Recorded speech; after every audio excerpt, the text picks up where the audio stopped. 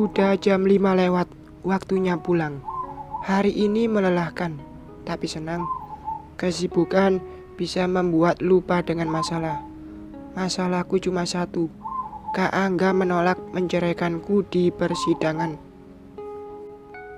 Ponselku berdering saat mematikan komputer.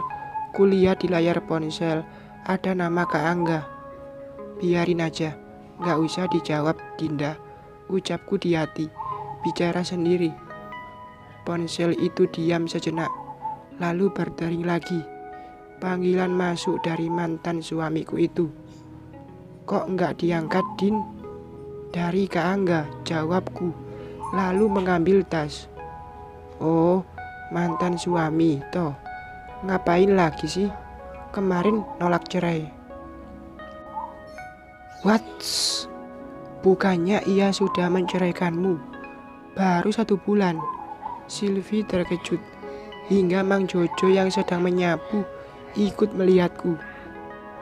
Itu namanya gagal move on, Mbak. Menurut aku sih, ke laut aja tuh mantan. Bagusan ama Pak Ridwan, ganteng, kaya, dan baik. Tapi jangan lupa, naikin gajiku setelah jadi nyonya bos ya, Mbak, sahut Mang Jojo sambil memasang senyum lebar. Aku juga, Din. Jangan lupa tuh, naikin gajiku. Kita kan temanan. Silvi nyengir kuda. Ngomong apaan sih? Belum juga udah minta. Seandainya loh, Mbak, biar ada yang bantu perbaiki genteng. Hehehe. Waduh, Mang Jojo masih ingat kejadian itu. Bikin malu saja. Masa seorang Dinda dilamar saat perbaiki genteng? Ponselku berdering lagi ketiga kalinya. Kali ini nada dering WA. Ku buka pesan itu. Tentu masih dari mantan suami. Ibuku lagi di UGD. Bisa ku jemput? Ini hanya karena ibu, Din. Jantungku merasa tak enak membaca tentang ibu mantan mertua masuk UGD. Meskipun aku tak ingin anaknya lagi, tapi bukan berarti aku membenci ibu. Kebaikan selama menjadi mertuaku dulu masih terasa hingga sekarang. Kenapa, Din? Kok mukanya tegang? Sil, aku ikut Kak Angga enggak ya? Kali ini pendapat seseorang ku butuhkan. Ikut kemana? Ibunya di UGD. Itu bukan urusanmu lagi. Tapi ibunya baik. Hanya melihat orang sakit, apa salahnya ya? Aku ragu. Ya nggak salah sih. Silvi tanpa ikut berpikir. Sebaiknya aku pulang saja. Nanti ku ajak Kak Murni. Dinda. Aku terus berlari, menuruni anak tangga. Panggilan Silvi ku abaikan. Aku harus bergegas pulang secepatnya. Ada rasa khawatir karena ibu mantan mertua sangat dekat denganku. Tapi aku juga tak ingin bertemu Kak Angga ataupun Anggi. Berdiri di tepi jalan, aku menunggu angkot pulang. Tapi tiba-tiba mobil Kak Angga datang dan berhenti di depanku. Din, ayo ikut lihat ibuku, ajak Kak Angga. Setelah pintu mobilnya dibuka dari dalam, agar aku masuk. Aku pergi dengan Kak Murni aja, Kak, tolakku. Ibuku semakin parah. Ayolah, setelah itu terserah kamu mau pulang naik taksi atau kuantar. Akhirnya aku putuskan ikut ke Angga. Mendengar kata tambah parah, rasanya ingin cepat bertemu ibu. Khawatir, itulah yang ku rasakan. Di rumah sakit mana, Kak? Tanyaku setelah di atas mobil. Rumah sakit Sejahtera.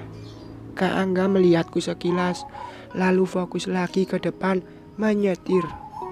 Aku diam menunggu hingga sampai di rumah sakit. Rasa khawatir terus menyelimutiku.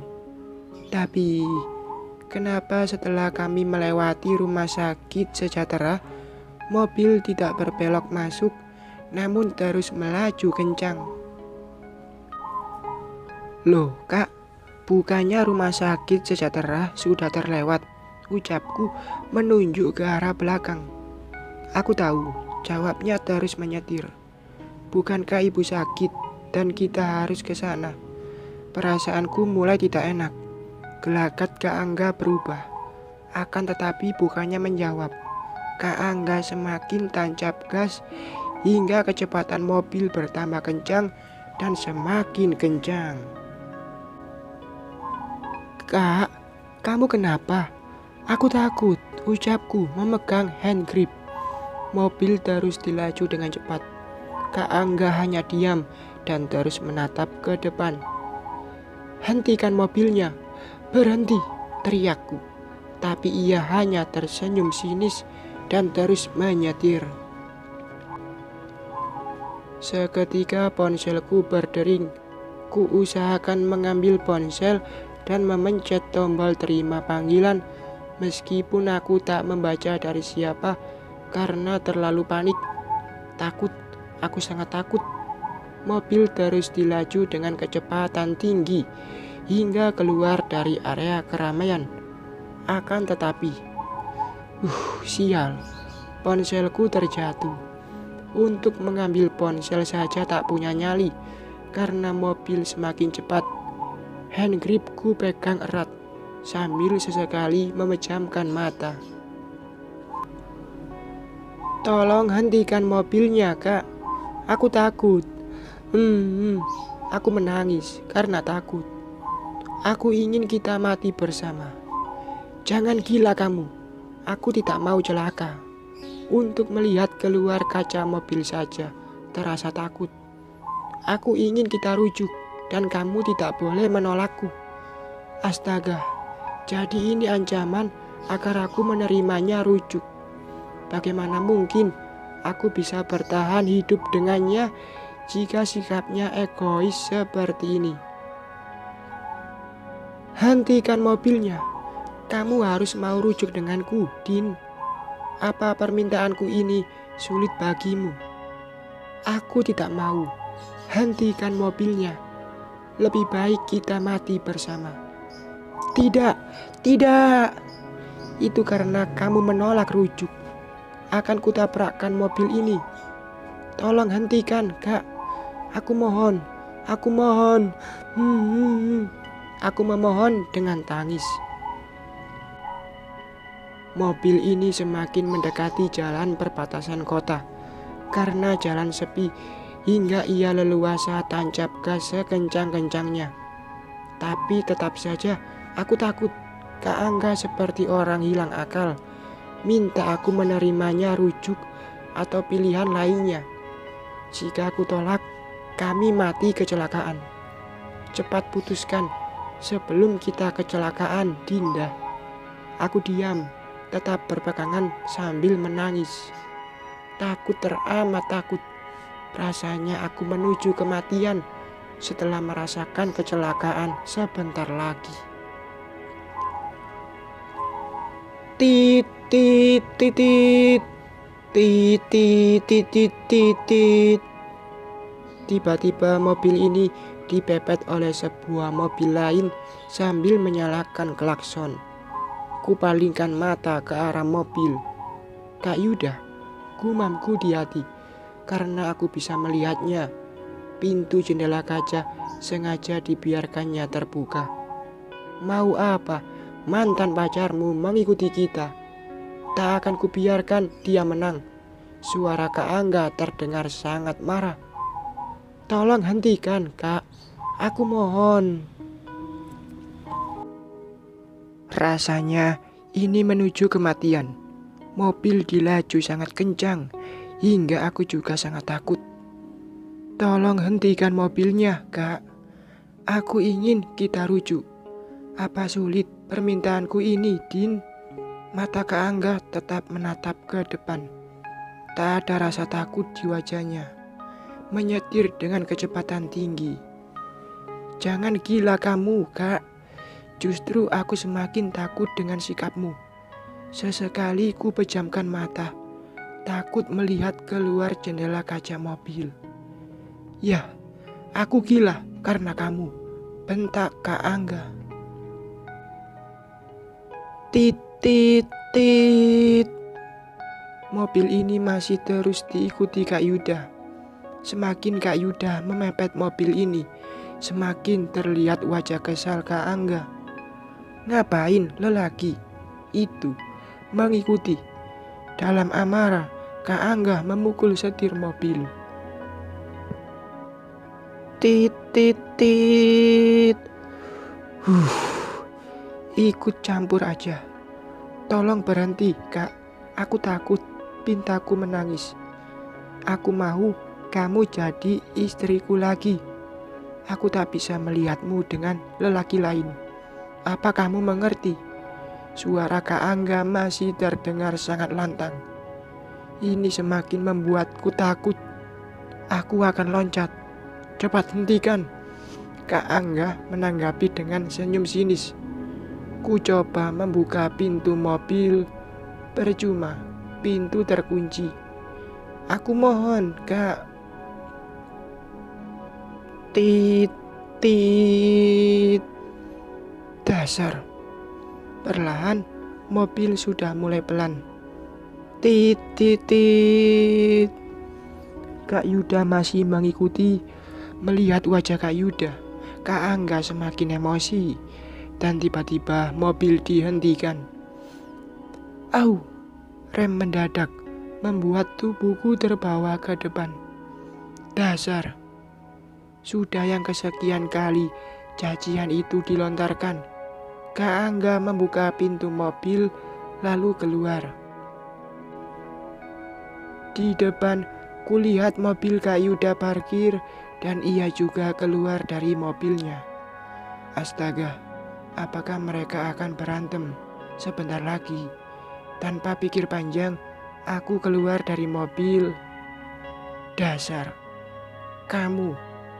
Kak Angga meninju Kak Yuda hingga ujung bibirnya. Kamu mau buat Dinda celaka?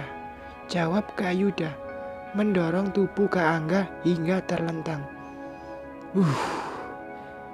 Kak Yuda berhasil membalas hingga 2 tinju melayang ke perut dan pipi Kak Yuda dan pipi Kak Angga. Cukup, Kak. Jangan lakukan itu. Ku pegang tangan Kak Yuda agar pergulatan ini berhenti. Akan tetapi, au, sikut Kak Yuda mengenai perutku hingga aku terduduk di tanah. Sakit. Oh Dinda. Kak Yuda melepaskan Kak Angga lalu menghampiriku. Maaf, aku tak sengaja. Raut wajah bersalah terpancar di wajah Kak Yuda. Tolong jangan berkelahi, Kak, pintaku mengernyit kesakitan. Kulihat di belakang Kak Yuda, Kak Angga bangkit berdiri. Saat ia mau memukul Kak Yuda, aku langsung bangkit menghalanginya. Posisiku di antara Kak Yuda dan Kak Angga. Tolong berhenti, Kak, teriakku, membentangkan tangan. Kamu membela lelaki selingkuhanmu. Kak Angga menunjuk Kak Yuda dengan wajah emosi. Cukup, cukup Kak. Aku sudah bilang aku tak mau rujuk. Apa jawabanku tak cukup? 1 bulan pernikahan kita sudah cukup bagiku mengenalmu. Aku menyesal dengan pernikahan ini. Berurai air mata, kutumpahkan semua isi hati yang terpendam selama ini. Dinda, namaku disebut, namun suaranya sudah mulai melunak. Aku mohon, tolong bebaskan aku. Aku tak sanggup menghadapi sikapmu dan sikap kakakmu. Kamu kira aku bahagia dengan rujuk? Justru aku tersiksa. Kamu dan kakakmu sudah cukup menghancurkan hidupku dengan hinaan kalian. Apa masih kurang? Ku satukan telapak tangan seperti memohon. Seharusnya kamu menjaganya. bukan melepas dengan menyakiti, sangga Kak Yuda. Diam kamu. Tiba-tiba Kak Angga membentak sambil menunjuk Kak Yuda. Kamu yang diam, beraninya mengancam. Jika tak mau, kenapa dipaksa? Itu hakku, apa urusanmu? Tentu ini urusanku. Apa kamu tak mengerti juga? Kak Angga ingin memukul Kak Yuda, tapi kuhalangi dengan memegang tangan Kak Angga agar itu tak terjadi.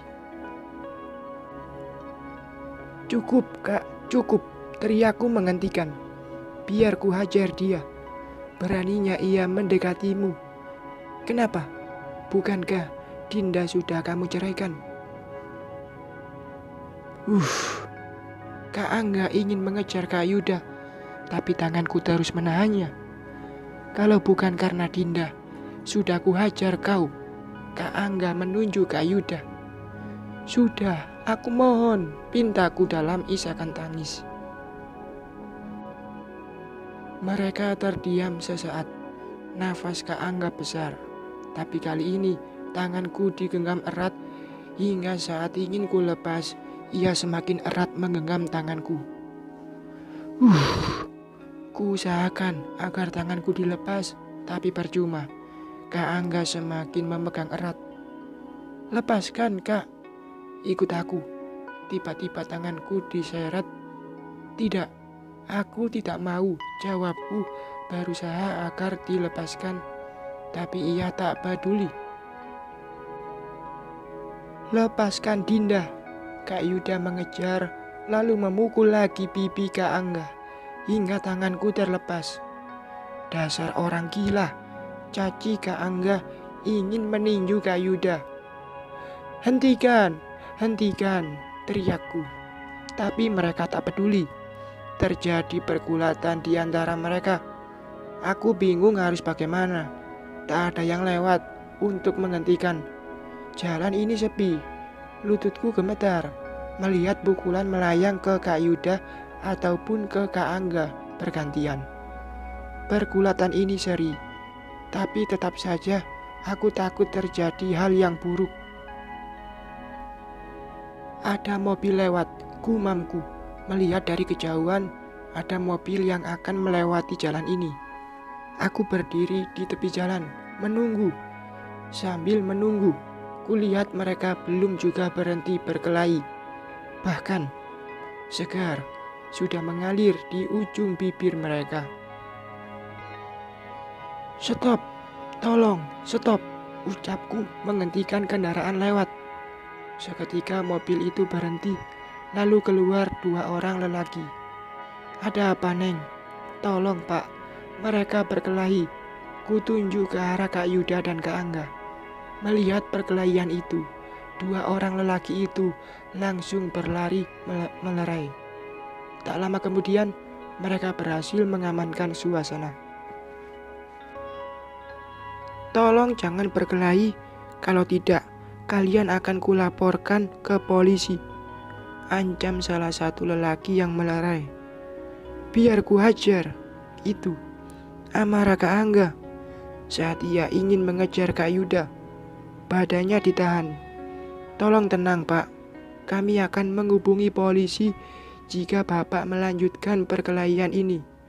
Kak Angga terdiam, terpana, nafasnya besar, menatap Kak Yuda. Awas kamu, ancam Kak Angga. Lalu ia melangkah pergi dengan mobilnya. Akhirnya, aku bisa bernapas lega. Terima kasih Pak, ucapku pada dua orang lelaki yang melerai. Hati-hati Neng, kalau gitu kami pergi dulu. Setelah mereka pergi, ku keluarkan tisu dan mengelap yang mengalir di sudut bibir Kak Yuda. Aduh, maaf, sakit ya Kak? Enggak, bercanda kok. Lalu Kak Yuda tersenyum. Lebam begini masih juga bercanda. Jangan tegang kali Din, santai dong. Aku hampir mati ketakutan. Apa bisa aku santai? Maaf, itu aja marah. Tiba-tiba tanganku digenggam marah semakin cantik. Jangan Kak, ku lepaskan tanganku dari Kak Yuda. Kenapa? Dulu aku sering menggenggam tangan itu pulang kuliah dengan bangganya di depan teman-teman. Aku punya kekasih yang cantik dan lucu. Kenapa itu tak terjadi lagi? Aku harus ingat pesan Kak Murni. Statusku janda dan aku harus menjaga diri. Jujur, aku ingin memeluk Kak Yuda. Bentuk syukur karena ia menyelamatkanku dari Kak Angga. Bahkan rasa takut saat di mobil tadi masih terasa hingga sekarang. Sangat menakutkan. Aku tahu, aku juga ngerti. Ayo kuantar pulang. Suara Kak Yuda lembut hingga berhasil menggetarkan hatiku. Kenapa rasa yang dulu mulai tumbuh lagi? Oh Tuhan, kenapa hatiku bimbang? Aku masih berdiri, terdiam. Mau ku gandeng ke mobil? Enggak lucu, jawabku. Lalu melangkah ke mobil. Di dalam mobil, sebentar ya, ku bersihkan dulu lukaku. Kak Yuda mengambil tisu lalu membersihkan di sudut bibirnya. Aku diam memperhatikan. Perutnya masih sakit. Enggak Kak, untung aku berhasil mengejar. Tahu dari mana aku tadi ingin menjemputmu pulang kerja. Baru sampai depan kantormu, kulihat dia sudah menjemput duluan. Tadinya tak niat mengikuti, karena kebetulan arah jalanku searah dengan mobil yang membawamu. Tiba-tiba mobilnya ngebut seperti tak terkendali. Terima kasih Kak, ucapku menatapnya. Aku hanya ingin kamu bahagia. Seandainya lelaki yang kulihat di restoran bersamamu adalah pilihanmu, tolong izinkan aku mengenalnya. Agar aku tenang, kamu di tangan yang pantas. Bukan seperti dulu saat aku pergi tanpa kabar hingga lelaki itu berhasil menikahimu dan juga mencampakkanmu. Aku ingin menebus kesalahanku yang dulu. Ada apa dengan hatiku? Ada rasa yang sulit kuartikan.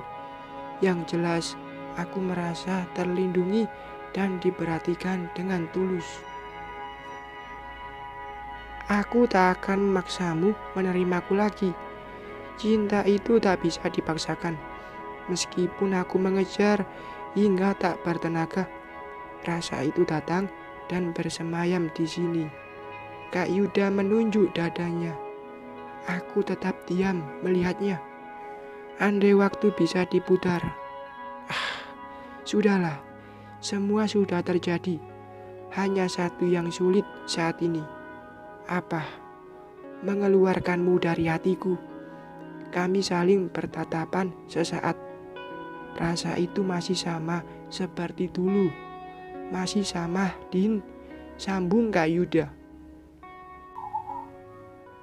Aku masih terdiam. Mobil melaju meninggalkan tempat itu. Melihat keluar kaca jendela, ada sesuatu yang tak ku mengerti tentang hatiku. Mungkinkah ini bimbang karena aku juga mulai memikirkan Pak Ridwan? Tapi di dekat Kak Yuda, aku merasa nyaman dan terlindungi. Jika hari ini Kak Yuda tak datang menolong, entah apa yang terjadi padaku. Ulah keegoisan mantan suamiku. Bersambung.